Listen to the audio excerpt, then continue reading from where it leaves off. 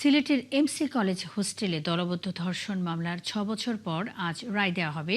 এ বিষয়ে বিস্তারিত জানাতে যুক্ত হচ্ছেন হুসাইন আহমেদ সুজাত। সুজাত, কয়টা নাগাদ রায় ঘোষণা হতে পারে? এ বিষয়ে সংশ্লিষ্টরা কি বলছেন?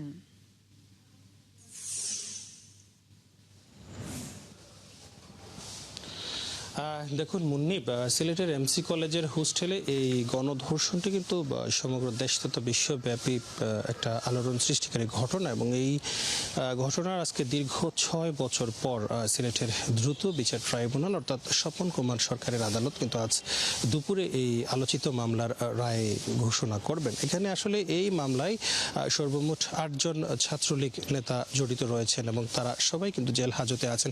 এখন আসলে সকাল ধীরে ধীরে আমরা যেটা দেখতে পাচ্ছি যে কোর্টের কার্যক্রম শুরু হচ্ছে এবং 10টার দিকে আসামিদেরকে আদালতে নিয়ে আসা হবে এবং তাদের উপস্থিতিতেই কিন্তু আজকে এই মামলার রায় প্রকাশ করা হবে, অর্থাৎ রায় ঘোষণা করা হবে। আমরা আসলে রাষ্ট্রপক্ষের সাথে কথা বলেছিলাম। রাষ্ট্রপক্ষ আমাদেরকে জানিয়েছেন যে এই মামলায় সর্বমোট ২৫ জনের সাক্ষ্য গ্রহণ করা হয়েছে এবং তাদের সবচেয়ে বড় যে শক্তি অর্থাৎ শক্ত যে এভিডেন্স সেটা হচ্ছে যে বৈজ্ঞানিক পরীক্ষা অর্থাৎ ডিএনএ টেস্ট।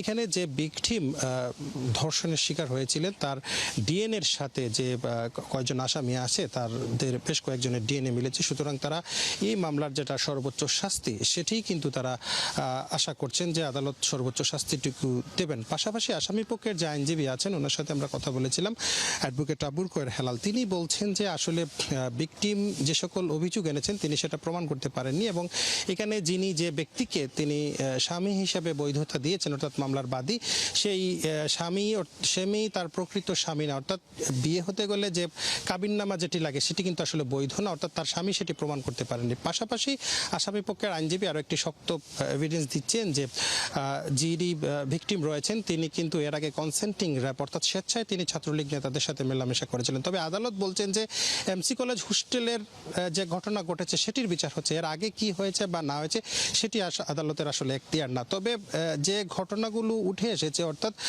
মামলার যুক্তি খণ্ডন যখন হয়েছিল আগ্রুমেন্ট, তখন আসলে দুই পক্ষ তাদের যুক্তি তুলে ধরেছে। তবে আদালত আসলে কি সিদ্ধান্ত নেবে সেটা আসলে আজকেই বোঝা যাবে যখন রায় ঘোষণা হবে। বলছে যে তারাও আসলে এখানে সঠিক বিচার আশা করছেন। তো এই মামলায় সর্বমোট ২৫ জনের সাক্ষ্য নেওয়া হয়েছে। সাধারণ মানুষ থেকে শুরু করে মামলা যারা তদন্ত করছিলেন তাদেরও সাক্ষ্য নেওয়া হয়েছে। অর্থাৎ ২৫ জন সাক্ষী যেটা দিয়েছেন এই মামলায় তাদের সাক্ষী পরিচালনা করে আজকে এই দ্রুত বিচার ট্রাইব্যুনালের যিনি জাজ রয়েছেন তিনি সঠিক রায় দেবেন বলে মনে করছেন সকলেই। মুন্নি।